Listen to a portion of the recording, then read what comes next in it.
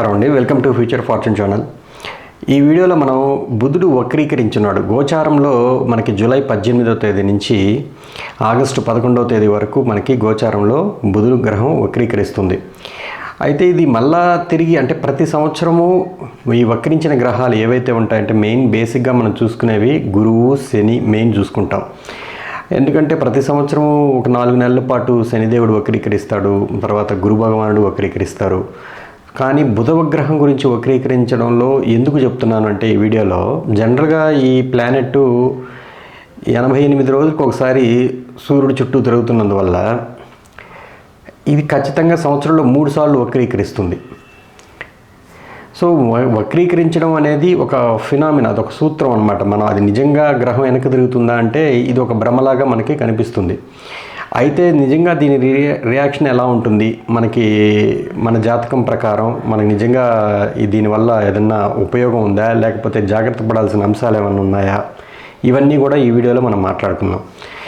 ఈ బుధగ్రహం అంటే సహజంగా కారకత్వాలు ఏదైనా ఒక గ్రహం గురించి మనం మాట్లాడే ముందు ఫస్ట్ దాని కారకత్వాలు తెలుసుకోవాలి. తర్వాత మన జాతకంలో నిజంగా ఆ ప్లానెట్ వక్రీకరించున్నాడా లేదా, లేదు మనకి జాతక చక్రంలో మనకి జరుగుతున్న దశ అంతర్దశానాదుల్లో ఎవరైనా ఈ బుధగ్రహం ఉందా లేదా పర్టికులర్గా, లేదు మనకు జరుగుతున్న దశానాదులు కానీ అంతర్దశానాదులు కానీ బుధగ్రహంతో కలిసి ఉన్నారా లేదా, లేదు బుధుడు లగ్నంగా చేసుకున్న లేదా రాశిగా చేసుకున్న రాశులు ఏమి ఉన్నాయి అంటే మిథున, కన్యా లగ్నం వాళ్ళకి, లేదు ఈ బుధుడు బేసిక్గా కేంద్రాలకు ఆధిపత్యం వహిస్తే అంటే మీది ఖచ్చితంగా ధనుర్ లగ్నమో, లేదు కన్యా లగ్నమో, లేదు మీన లగ్నమో, సో మిథున లగ్నము, ఈ లగ్నం వాళ్ళకి ఖచ్చితంగా ఈ బుధుని యొక్క వక్రము అనేది ఇంపాక్ట్ అనేది ఏదో ఒక రూపంలో మీకు కనిపిస్తుంది. మిగతా లగ్నాల వాళ్ళందరూ కూడా ఖచ్చితంగా జరుగుతుందా అని అంటే డెఫినెట్గా మీకు ఆ దశ అంతర్దశానాదులు అంటే బుధుడు గ్రహం అయి ఉంటే మాత్రం డెఫినెట్గా ఈ రిజల్ట్స్ చూసే అవకాశాలు ఉంటాయి. అయితే ఇది 25 రోజుల ఫెనామినా, అంటే 25 రోజుల పాటు ఇది వక్రీకరించిన సిచ్యువేషన్లో ఉంటుంది. మహా అంటే సంవత్సరానికి 3 సార్లు వక్రీకరించినప్పటికీ బుధగ్రహము తక్కువ స్పాన్లోనే మళ్ళీ డైరెక్ట్ మోషన్లోకి వెళ్ళిపోతుంది. అయితే బుధుడు సహజంగా ఏంటంటే ఈ మనకి నిత్య జీవితంలో ఏ కారకత్వాలు తీసుకుంటారు జనరల్గా అంటే రాసేదానికి పెన్ను తీస్తారు చూసారా, పెన్ను కూడా ఈవెన్ బుధుడు, స్నేహితులు, ప్రయాణాలు, షార్ట్ డిస్టెన్స్ ట్రావెల్స్, ఈ ట్రాఫిక్ జాము, తర్వాత డాక్యుమెంటేషన్ వర్క్స్, విద్యా సంస్థలు, సో తర్వాత మీ యొక్క ఇన్ఫర్మేషన్ ఏదైతే మీరు కలెక్ట్ చేసుకున్న బుక్స్ ఇన్ఫర్మేషన్ కావచ్చు, so what ever it is ఏదైనా సరే ఒక ఇన్ఫర్మేషన్ అనే విషయం అనేది అంతా కూడా బుధుడిదే. మీలో ఒక నేర్చుకోవాలన్న తపన కలిగించే ఒక ప్లానెట్ కూడా బుధుడిదే. సో మీరు ఈ బుధుడు వక్రీకరించినప్పుడు డెఫినెట్గా మీకు ఈ అంశాల పట్ల మళ్ళా తిరిగి మీరు కలెక్ట్ చేసుకునే ఇన్ఫర్మేషన్ని మళ్ళీ రీథింక్ చేయడం, లేదు అంటే మీరు ఖచ్చితంగా ఈ బుధుడు వక్రం మీ జాతకంలో ఉంటే వీళ్ళకి ఈ టైంలో కొంచెం మంచి జరుగుతుంది. అంటే కొంచెం మంచి అంటే ఇన్ ద సెన్స్ వాళ్ళు ఇంతకుముందు మర్చిపోయిన ఫ్రెండ్స్ని కావచ్చు, ఇన్ఫర్మేషన్ కావచ్చు, మళ్ళీ వాళ్ళకి సరైన టయానికి గుర్తుకు రావడం, సరైన టైంలో వాళ్ళు వచ్చి హెల్ప్ చేయడం. సో ఇంతకుముందు ఎప్పుడో మనం వద్దనుకున్న ఆస్తి పత్రాలు మళ్ళా అంటే వద్దనుకున్నవి కాదు, ఇంతకుముందు కనపడిన ఆస్తి పత్రాలు మళ్ళీ బయటికి రావడం. సో ఇట్లాంటివన్నీ కూడా ఒక్కోసారి బుధుడు వక్రంలో ఉండే వాళ్ళకి జాతకంలో వాళ్ళకి మంచి జరిగే అవకాశాలు ఉన్నాయి. ఇన్ కేస్ మీ జాతకంలో అదే టైంలో దశ అంతర్దశ జరుగుతున్నప్పుడు డెఫినెట్గా మీకు ఈ టైంలో అనుభవంలోకి వస్తాయన్నమాట. అయితే ఇప్పుడు నార్మల్గా ఏంటంటే బుధుడు వక్రంలో ఉన్నప్పుడు నేను గమనించింది జనరల్గా అసలు ద డే ఎప్పుడైతే మనకు వక్రంలో ఇది స్టార్ట్ అవుతుంది జూలై 18 నుంచి ఆగస్టు 11 వరకు ఉంది అని చెప్పి చదివామో మనం ఇది రీసెర్చ్ బేస్డ్ ఆస్ట్రాలజీ. ఎప్పుడు కూడా ఆస్ట్రాలజీ అనేది డే బై డే రీసెర్చ్ చేస్తూ ఉంటే కొత్త విషయాలన్నీ కూడా అప్డేట్ అవుతూ ఉంటాయి. అలాగే ఇప్పుడు నేను రీసెర్చ్ చేస్తున్నప్పుడు కనుక్కున్న విషయాలు కొన్ని నాకు పర్సనల్గా జరిగినవి, మా ఫ్రెండ్స్ చెప్పినవి, ఇవన్నీ కూడా మీకు ఈ వీడియోలో చెప్తాను. ఒక వ్యక్తి కరెక్ట్గా 19వ తేదీ ఐ థింక్ 19వ తేదీ మీకు అతను ఒక ట్రైన్ టికెట్ కాదు బస్ టికెట్ బుక్ చేస్తున్నాడు. ఏదో ఒక యాప్లో రెడ్ బస్సు అనే యాప్లో బుక్ చేస్తున్నాడు. సో పక్క రోజుకి బుక్ చేయాల్సింది ముందు రోజే బుక్ చేశాడనమాట. డేట్ మారిపోయింది. తర్వాత చూసుకుంటే బస్ డేట్ మారిపోయింది, మళ్ళీ రీగైన్ మళ్ళీ ఇంకోసారి బుక్ చేయాల్సి వచ్చింది. అంటే ఎక్స్ట్రా ఫీజు కట్టి ఒక 400 అంత ఎక్స్ట్రా. సో దీనివల్ల అతనికి డబ్బులు కొంచెం లాస్ అయ్యాడు. అందుకని అది క్లియర్గా ఇండికేషన్ అన్నమాట. అతనికి మిథున లగ్నం చూడండి, అతనికి ప్రైమరీ ప్లానెట్ అయింది బుధుడు. సో కన్యా లగ్నం వాళ్ళకు కూడా బుధుడు ప్రైమరీ ప్లానెటే. అలాగే ఆ రాశి వాళ్ళకు కూడా అంతే, కన్యా రాశి కానీ మిథున రాశి కానీ. సో అలాగే ధనుర్లగ్నానికి దశమాధిపతి అవుతాడు, మీన లగ్నానికి సప్తమాధిపతి అవుతాడు. సో మీకు ఆ భావాల విషయాల్లో ఆ భావాధిపత్యం వచ్చింది కాబట్టి ఆ భావాలు అంటే ఇప్పుడు మీ కెరీర్ పాయింట్ ఆఫ్ వ్యూలో ధనుర్లగ్నం వాళ్ళు డెఫినెట్గా ఏదో ఒక జర్క్ అనమాట. అంటే మీరు ఏదైనా కొత్త ఉద్యోగం జాయిన్ అయ్యేదానికి కానీ, లేదు ఏదైనా కొత్త వ్యాపారం స్టార్ట్ చేసేటప్పుడు కానీ ఒకసారి రీథింక్ చేయాల్సి ఉంటుంది. చేసి బాగా 1-2 సార్లు ఆలోచించి సైన్ చేయాల్సి ఉంటుంది డాక్యుమెంటేషన్ వర్క్స్. సో వివాహం విషయంలో కూడా అంతే. సో మీకు ధనుర్లగ్నానికి సప్తమాధిపతి కూడా అయ్యాడు. సో పార్ట్నర్షిప్స్ విషయంలో తర్వాత మనకి ఈ డాక్యుమెంటేషన్ వర్క్స్లో సో వైఫ్ యొక్క హెల్త్ విషయంలో కొంచెం జాగ్రత్తగా ఉండాల్సిన అవకాశం ఉంది. సో బేసిక్గా ఇది ఎందుకు చెప్తున్నానంటే ప్రాక్టికల్గా ఇది నేను అబ్జర్వ్ చేశాను. సో మిథున లగ్నం వ్యక్తికి వాహన స్థానానికి అధిపతి కూడా బుధుడయ్యాడు. సో వీళ్ళ వెహికల్స్ ఏవైతే ఉంటాయి, 2 వీలర్ కావచ్చు, 4 వీలర్ కావచ్చు, సర్వీసింగ్కి ఇవ్వడం, టైర్లు మార్చడం, ఏదో చిన్న స్క్రాచ్ లాగా పడడం వెహికల్స్కి, దాన్ని మళ్ళీ ట్యాంపరింగ్ చేసుకోవడం. సో ఇట్లాంటివి కూడా మనం గమనించే అవకాశాలు ఉంటాయి. ఎందుకు ఇది సహజంగా ఒకవేళ మీకు బుధుడు వక్రంలోనే ఉన్నాడు అనుకోండి జాతకంలో, సో మీకు సమ్ కైండ్ ఆఫ్ గుడ్ జరిగే అవకాశాలు ఉంటాయి అనేది నిపుణుల అభిప్రాయం. బట్ నాకు తెలిసి నేను ఇది అందరి విషయంలో అంటే ఇప్పుడు ఒక వ్యక్తి బండి సర్వీసింగ్కి ఇచ్చినప్పుడు అది మంచి కండిషన్లో దానికి డబ్బు ఖర్చు అవ్వచ్చు, అది నెగిటివ్గా కనపడవచ్చు, బట్ బండి అయితే మనకి చేతికి వస్తుంది కదా. సో అందువల్ల ఏంటంటే ఇది ఒక ప్లస్ మైనస్ మన యొక్క పర్సెప్షన్ బట్టి ఉంటుంది. మన లైఫ్లో మనం ఏదైనా జరిగిన ఇన్సిడెంట్స్ మన పర్సెప్షన్ బట్టి మనం చూసుకోవాల్సి ఉంటుంది. జనరల్గా ఏంటంటే ఈ బుధుడు వక్రీకరణ అనేది ప్రతి సంవత్సరం జరుగుతూనే ఉంటుంది. బట్ ఇదే రిజల్ట్స్ ప్రతి సంవత్సరం చూస్తుంటారు. ఇదే సమయంలో మీరు ఒకవేళ ట్రాఫిక్ జామ్లో ఇరుక్కుపోవడం ఎవరు ఎక్కువగా నేను చూస్తున్నాను, ఇది ఖచ్చితంగా మిథున లగ్నం వాళ్ళు, కన్యా లగ్నం వాళ్ళు కానీ, రాశి వాళ్ళు అనేది కొంచెం డౌటే, అయినా కూడా ఎఫెక్ట్ ఉండొచ్చు. ఎందుకంటే రాశినాథుడు కూడా బుధుడయ్యాడు కాబట్టి.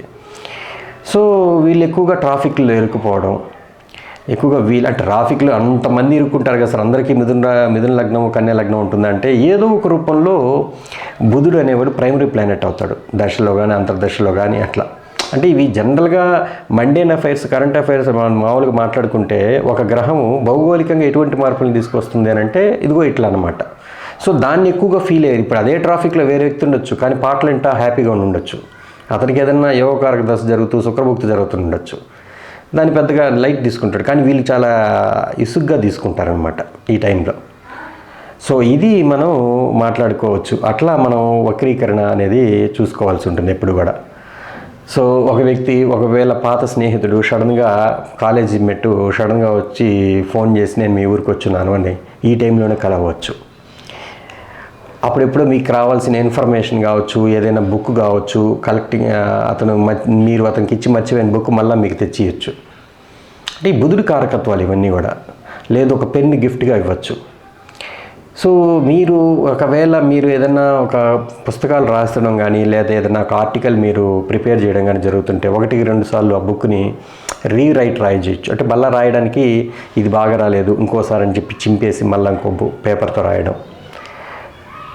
సో ఇవన్నీ కూడా చాలా అంటే రీసెర్చ్లో మనం చూసినప్పుడు చాలా వరకు ఇవన్నీ జరుగున్నాయి. సో బుధుడు వక్రీకరించడమే కాక మళ్ళీ అస్తంగత్వం కూడా చదువుతున్నాడు 24వ తేదీ. సో అమావాస్య. సో ఐ థింక్ అది కూడా ఒక ఎఫెక్టే బేసిక్గా. బట్ 1-2 రోజుకి పెద్ద ఉండదు కానీ, బట్ ఆ రోజు కొంచెం సిగ్నిఫికెంట్గా మనం ఉపవాసం ఉండడము, కొంచెం విష్ణు సహస్రనామం పారాయణం చేయడం. సో ఇవన్నీ కూడా మామూలుగా వక్రించిన బుధుడికి ఏంటంటే బేసిక్గా రిజల్ట్స్ జన్మజాతకంలో ఉంటే ఏంటంటే మామూలుగా బుధుడు రాహుతో కలిస్తే ఎటువంటి ఇంటెలిజెన్స్ లెవెల్స్ని ఇస్తాడో బుధుడు వక్రీకరించిన వాళ్ళకి కూడా ఇంటెలిజెన్స్ బాగుంటుంది. కాబట్టి కమ్యూనికేట్ చేయడంలో కొంచెం ఎక్స్ట్రాడినరీవే అనమాట. లేదా లో ఫస్ట్ పార్ట్ లైఫ్లో పెద్దగా మాట్లాడడం చేత కాకపోవచ్చు, సెకండ్ పార్ట్ ఆఫ్ లైఫ్లో బాగా మాట్లాడడం నేర్చుకోవచ్చు. వక్రీకరించిన గ్రహాలు కూడా కొంచెం అబ్నార్మల్గా బిహేవ్ చేస్తుంటాయి అన్నమాట. ప్రతి ఒక్కరి ఏ గ్రహమైనా అంతే. ఫస్ట్ పార్ట్ లైఫ్లో దానికి సంబంధించిన విషయాలు. ఇప్పుడు శని వక్రీకరిస్తే కెరియర్ పాయింట్ ఆఫ్ వ్యూలో ప్రొఫెషన్స్లో 1-2-3 ఉద్యోగాలు మారచ్చు, ఒక స్థిరమైన నిలకడ అనేది ఉండకపోవచ్చు జీవితంలో. తర్వాత వాళ్ళు బాగా ఏజ్ అయ్యే కొద్దీ వాళ్ళు బాగా నిలబడచ్చు, దాంట్లోనే ఎక్స్పర్ట్ అవ్వచ్చు. ఒకరికి ఉద్యోగాలు ఇప్పివ్వడంలో ఎక్స్పర్ట్ అవ్వచ్చు. అట్లాగా పద్ధతి అంతే, బుధుడు వక్రంలో ఉంటే అంతే, మంచి కమ్యూనికేషన్ స్కిల్స్ లేటర్ ఆన్ ఏజ్లో బాగా డెవలప్ చేసుకోవచ్చు. ఫస్ట్లో అంతా నత్తిగా మాట్లాడడం ఉండొచ్చు, లేదు అంటే వాగుడికాయలాగా ఎక్కువ మాట్లాడడం అవ్వచ్చు. ఏది కూడా బుధుడు వక్రీకరించేటప్పుడే, అది కూడా విపరీత ధోరణే కదా. సో వక్రీకరించిన గ్రహాలు ఏది కూడా కొంచెం విపరీతాన్ని క్రియేట్ చేస్తాయన్నమాట. సో ఈ విధంగా మనం వక్రీకరించిన బుధుడిని మనం ఈ విధంగా ఫలితాలు చూడవలసి ఉంటుంది. ముఖ్యంగా ఈ లగ్నం వాళ్ళు ఎక్కువగా ఇంపాక్ట్ చూస్తారండి అనేది మనం మాట్లాడుకున్నాం. సో అంటే ఇప్పుడు ఈ సమయంలో మనం ఏం చేయాలి? ఫస్ట్ పాయింట్ మనం తెలుసుకున్న తర్వాత మీరు ఏదైనా bus tickets, flight tickets, what ever it is, మీరు ఏదైనా డాక్యుమెంటేషన్ వర్క్, రియల్టర్స్ అనుకోండి, మీరు డాక్యుమెంటేషన్ చేసేటప్పుడు కరెక్ట్గా 1-2 సార్లు చదువుకోవాలి. మీరు ఎర్రర్స్, మిస్టేక్స్ చేసే అవకాశాలు ఉంటాయి. కొత్తగా షాప్ ఓపెన్ చేస్తున్నారు, 1-2 సార్లు రీథింక్ చేసుకోవాలి. ఈ సమయంలో కొంచెం ఓపెనింగ్స్ అనేవి కూడా కొంచెం ఆపుకోవడం బెస్ట్, ధనుర్లగ్నం వాళ్ళు కానీ మీన లగ్నం వాళ్ళు కానీ. ఎందుకంటే సప్తమాధిపతి బుధుడు వక్రం అంటే మామూలుగా మీకు వ్యాపార కారకుడయ్యాడు కదా. సో ఇలా మనం ఆలోచించుకోవచ్చు.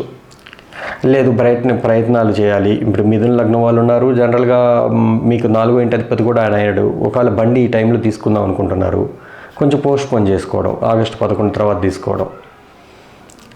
సో ఇట్లా మనం చెప్పదగిన జాగ్రత్తలు అన్నమాట.